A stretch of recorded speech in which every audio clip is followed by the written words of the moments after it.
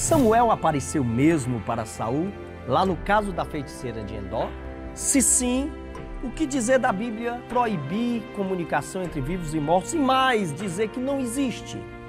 Se não, o texto bíblico diz que Samuel falou. Seria um equívoco da Bíblia? Seria um erro? Veremos isso hoje em mais um Dúvidas e Curiosidades da Bíblia Sagrada.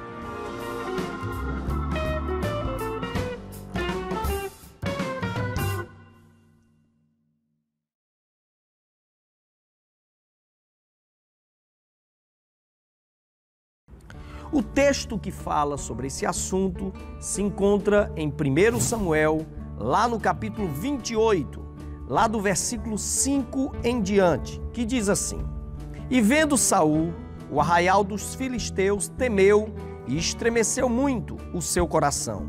E perguntou Saul ao Senhor, porém o Senhor não lhe respondeu, nem por sonhos, nem por Urim, nem por profetas. Então disse Saul aos seus criados: Buscai-me uma mulher que tenha o espírito de feiticeira, para que vá a ela e a consulte. E os criados lhe disseram: Eis que em Endor há uma mulher que tem o espírito de adivinhar. E Saul se disfarçou e vestiu outras vestes, e foi ele e com ele 2 homens. E de noite vieram a mulher e disse: Peço-te que me adivinhes pelo espírito de feiticeira e me faças subir a quem eu te disser. Então a mulher lhe disse: Eis aqui, tu sabes o que Saul fez, como tem destruído da terra os adivinhos e os encantadores, porque pôs-me armas um laço à minha vida para me fazer matar. Então Saul lhe jurou pelo Senhor, dizendo: Vive o Senhor, que nenhum mal te sobrevirá por isso. A mulher então lhe disse: A quem te farei subir? E disse ele: Faz-me subir a Samuel. Vendo, pois, a mulher a Samuel, gritou em alta voz. E a mulher falou a Saul, dizendo: Por que me tens enganado? Pois tu mesmo és Saul. E o rei lhe disse: Não temas, porém, o que vês? Então a mulher disse a Saul: Vejo deuses que sobem da terra. E lhe disse: Como é a sua figura? E disse ela: Vem subindo um homem ancião e está envolto numa capa. Entendendo Saul que era Samuel, inclinou-se com o rosto em terra e se prostrou. Samuel disse a Saul: Por que me desinquietaste, fazendo-me subir? Então disse Saul: Muito angustiado estou, porque os filisteus guerreiam contra mim, e Deus se tem desviado de mim, e não me responde mais, nem pelos mistérios dos profetas, nem por sonhos. Por isso te chamei a ti, para que me faças saber o que hei de fazer. Então disse Samuel: Porque, pois, a mim perguntas, visto que o Senhor te tem desamparado e se tem feito teu inimigo? Porque o Senhor tem feito para contigo, como pela minha boca te disse, e o Senhor tem rasgado o teu reino da tua mão e o tem dado ao teu companheiro Davi. Como tu não deste ouvido à voz do Senhor e não executaste o fervor da sua ira contra Amaleque, por isso o Senhor te fez isso, e o Senhor entregará também a Israel contigo na mão dos filisteus, e amanhã tu e os teus filhos estareis comigo, e o arraial de Israel o Senhor entregará na mão dos filisteus. Bem, aqui nós estamos em um dos textos mais complicados das Escrituras. Texto este que tem levantado polêmicas, porque afinal de contas aparece o rei Saul consultando a uma feiticeira, pedindo numa sessão de necromancia para falar com um morto. E isso é muito complicado, pelo que a Bíblia mesmo já expõe sobre esse assunto. A dúvida é: realmente apareceu ali Samuel para o rei Saul? Realmente ali houve essa comunicação? O que dizer então da profecia? O que dizer então do texto falar do nome de Samuel como se ele estivesse realmente falando com o rei Saul? Realmente aconteceu essa comunicação? Essa é uma grande questão. Bem, as principais correntes de defesa, os principais pontos de vista são os seguintes. O primeiro ponto de vista, que ler o texto de forma totalmente literal, enxerga que aqui, nessa narrativa, houve sim uma comunicação entre Saul e Samuel, de forma literal. Ali sim, Samuel tinha aparecido, tinha vindo para se comunicar com Saul. Os defensores dessa linha, como por exemplo Scofield, da Bíblia Scofield, você vai ver até pensadores lá do passado, pais da igreja, que ao lerem esse texto achavam que era sim Samuel. Você vai ver rabinos judeus que defendem essa linha. Você vai ver até pensadores modernos, como Augusto Nicodemos, que também é tendencioso para esse pensamento. A defesa deles é porque o texto diz que Samuel falou e de que realmente eles dizem que parece que o escritor estava convicto, o escritor do livro de Samuel, dessa parte desse trecho, de que realmente ali foi Samuel quem apareceu para Saul. O segundo ponto de vista sobre esse assunto defende que não foi Samuel, mas ali, na verdade, foi uma espécie de personificação ou de manifestação do diabo. Satanás, ele apenas se manifestou com engano para ali de uma forma enganar tanto a mulher que estava tendo aquela visão, como também a Saul. E pela sua ardilosidade, Satanás trouxe até informações coerentes, apesar de não ser uma profecia plena, mas ele trouxe informações coerentes, tudo para enganar cada vez mais a Saul. E os que defendem essa linha, por exemplo, Martinho Lutero defendia que era Satanás ou um demônio ou um enviado dele, chega a dar a ideia de que, ora, se Saul já era perturbado por espíritos imundos antes desse evento, tanto que Davi ia acalmá-lo tocando sua harpa, por que não haveria aqui também uma manifestação sobrenatural de Satanás para de alguma forma enganá-lo? Uma terceira linha acredita que, na verdade, não aconteceu nem a aparição de Samuel e muito menos uma manifestação diabólica. A terceira linha chega a acreditar que ali foi Deus. A terceira linha chega a acreditar que foi uma manifestação divina, que Deus ali se manifestou para aquela mulher e para Saul, para trazer o seu último juízo sobre a vida de Saul. Os que defendem essa linha defendem porque, na verdade, há uma forma dura no falar, fala-se, repete-se inclusive o juízo de Deus sobre Saul, que é visto em textos anteriores, dando a entender, portanto, que seria o próprio Deus. Os que defendem essa linha ainda vão mais além e dizem assim, ora, Deus pode se manifestar a quem Ele quiser. Não é obrigado ser um profeta apenas. Deus falou com Balaão, usou uma jumenta. Deus usou vários meios para falar e para se revelar. Por que Ele não poderia se revelar ali naquele momento através daquela sessão de busca de comunicação a mortos? Por que Ele não poderia ali de alguma forma agir naquele instante?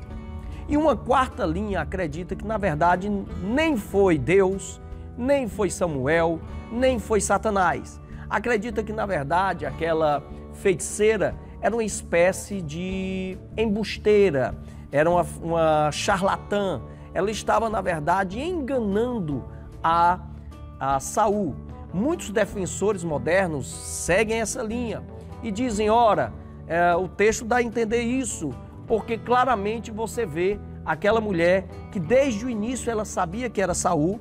Ela mesmo diz, ela faz questão de enfatizar no começo da conversa que Saul estava matando os seus colegas encantadores. Ela faz questão de enfatizar isso E dá-se a entender porque ela faz um drama quando vê algo, ela grita, ela usa o sensacionalismo para de alguma forma chamar a atenção ali de Saul.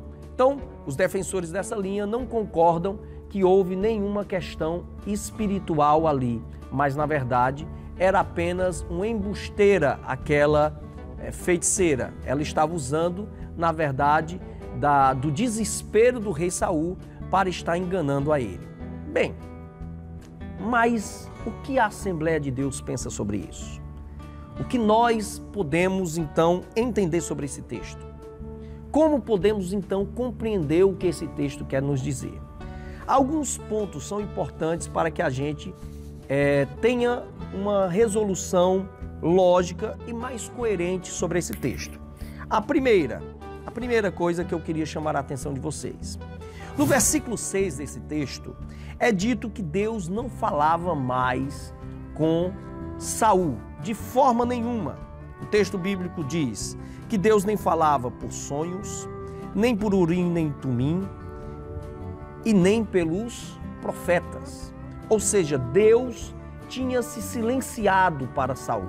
Deus tinha se calado para Saul, como Samuel tinha dito anteriormente. Como Samuel tanto falou para Saul, como Deus tinha realmente tirado o reino de suas mãos e tinha se afastado plenamente dele. Então, em primeiro lugar, é algo a se notar, Deus não falava com Saul.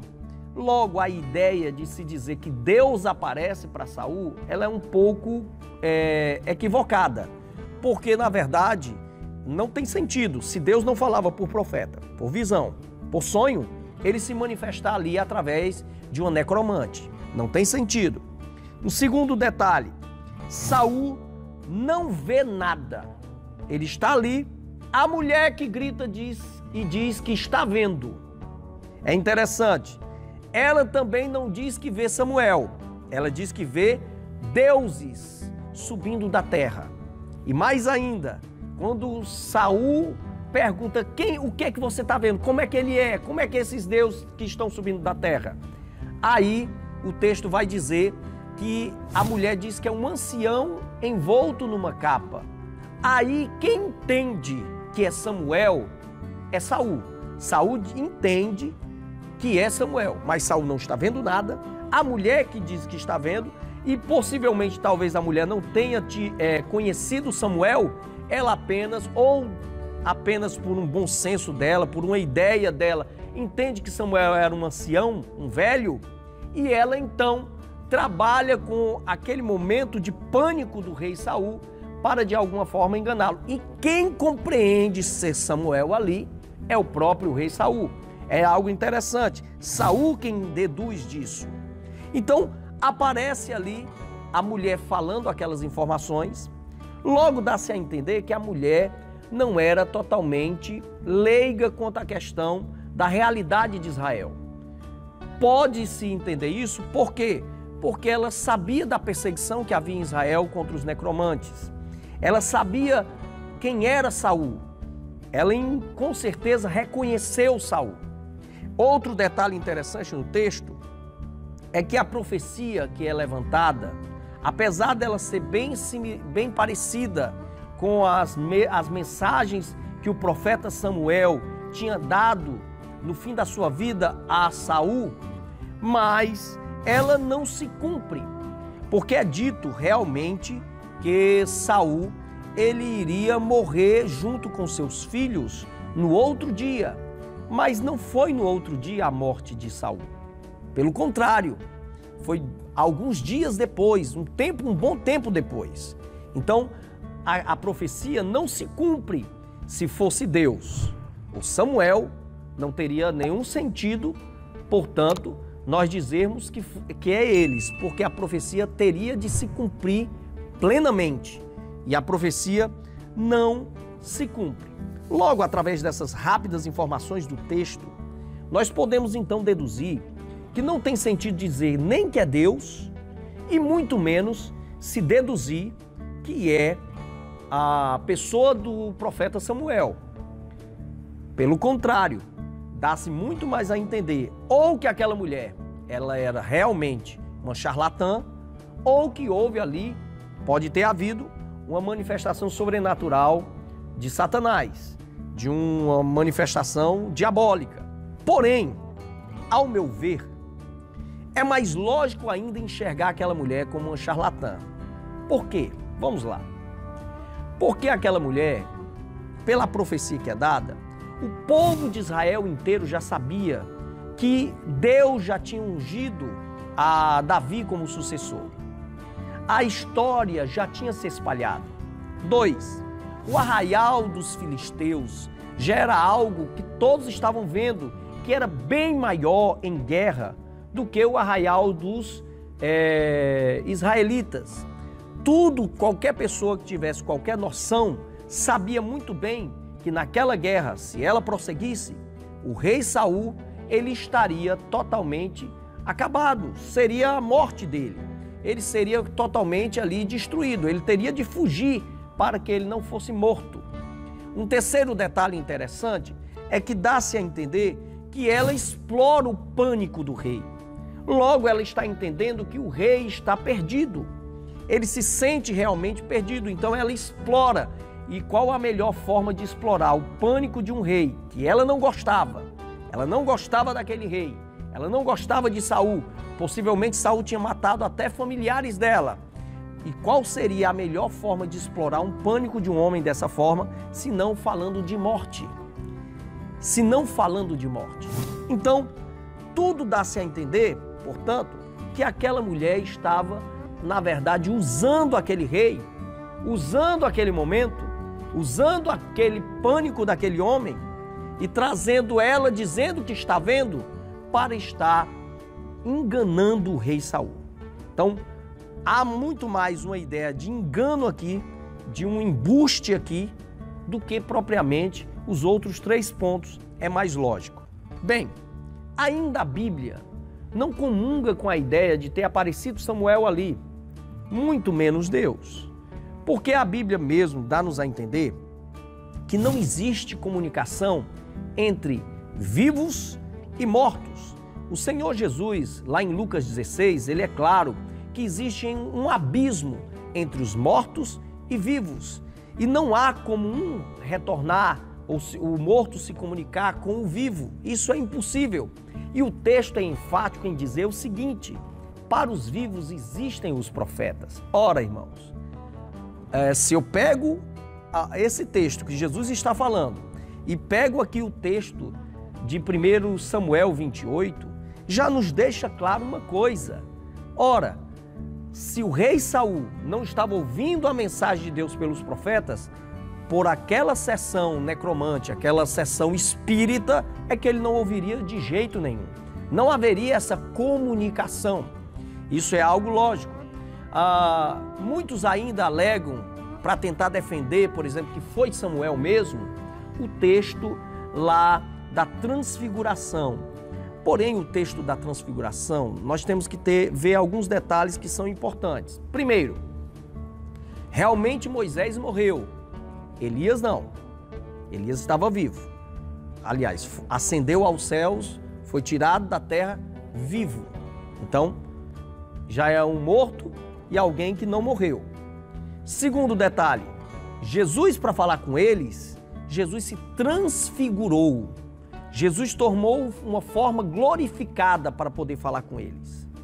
E houve ali essa comunicação, mas porque Jesus é Deus, Jesus se transfigurou e ali há uma conversação totalmente distinta. Eles estavam em um corpo dado provisoriamente por Deus para aquele tipo de conversa, ou uma manifestação provisória dada por Deus. Não importa, eu não quero entrar aqui em detalhes da transfiguração, mas o certo é isso, é que Jesus se transfigura e Jesus é divino, mostrando ali, na verdade, a representação da lei e dos profetas ali, para mostrar que Cristo é acima de todos. Um terceiro detalhe, Pedro, Tiago e João, que eram os vivos, eles não tiveram esse contato com os mortos. Eles não conversaram com eles. Pelo contrário, quando Pedro quis falar alguma coisa, eles desapareceram ali, aquela imagem do que ele estava vendo, aquela manifestação ali ela para de acontecer. Na verdade, uma nuvem cobre aquele lugar e é vista ali apenas a pessoa do Senhor Jesus e a voz de Deus dizendo: é no meu Filho amado em quem eu tenho prazer. Então, não dá para utilizar o caso da transfiguração para um caso desses, mesmo porque o próprio Senhor Jesus deixa claro que não existe comunicação entre vivos e mortos. Logo, a tentativa de dizer que é Samuel, porque o texto diz assim, e disse Samuel, ela é um pouco complicada. Por quê? Porque apenas o escritor desse livro, ou os escritores desse livro de Samuel, eles apenas estão narrando os fatos sem tentar, de alguma forma, trazer uma explicação do que aconteceu. Aqui é apenas uma narrativa, como, por exemplo, o escritor do livro de Josué, ele faz questão de dizer o sol parou. Ele não está partindo de princípios científicos, como nós hoje entendemos que a terra é quem gira ao redor do sol, mas ele apenas escreve o que ele viu, o que ele enxergou, e é transmitido aqui para nós, aqui nas Escrituras. Da mesma maneira que a Bíblia vai transmitir em diversos outros textos, tá certo? Em diversos outros textos. E isso para nós é uma explicação clara de que não posso eu apenas pegar aqui e dizer que é Samuel apenas por uma narrativa, quando na verdade as exposições normativas das Escrituras, as explicações deixam claro que não existe contato entre vivos e mortos. Logo, no caso da feiticeira de Endor, é muito mais fácil se entender que ela é ou uma embusteira ou até mesmo que houve ali uma ação diabólica, do que acreditar que foi Samuel ou houve uma manifestação divina ali, mesmo porque há erros, há questão de esperteza daquela mulher, você vê no texto isso, a ardilosidade dela, e você vai ver aqui que nada Samuel não viu, tudo partiu daquela mulher, pode ter sido tudo apenas um engano. Bem, como já disse, era um assunto difícil, mas se você quer aprender mais sobre a palavra de Deus, assuntos como esse, convido a você, vem estudar conosco aqui no CETADEM, no Seminário de Teologia da Assembleia de Deus Montese. Nós temos turmas desde o curso de formação de obreiros até pós-graduações. Você vem e vai estar aprendendo mais da palavra de Deus. E se você gostou mesmo desse estudo, deste vídeo, eu peço a você, deixe aí o seu like. Se ficou alguma dúvida, coloque aí ela embaixo para que nós possamos de alguma forma tentar responder para você. Se você tem acompanhado os nossos estudos e tem gostado, eu peço, se inscreva no nosso canal, ative aí o sininho e compartilhe esse vídeo com outras pessoas. Com certeza, mais e mais pessoas estarão aprendendo da palavra de Deus através da sua ajuda. Que Deus em Cristo te abençoe.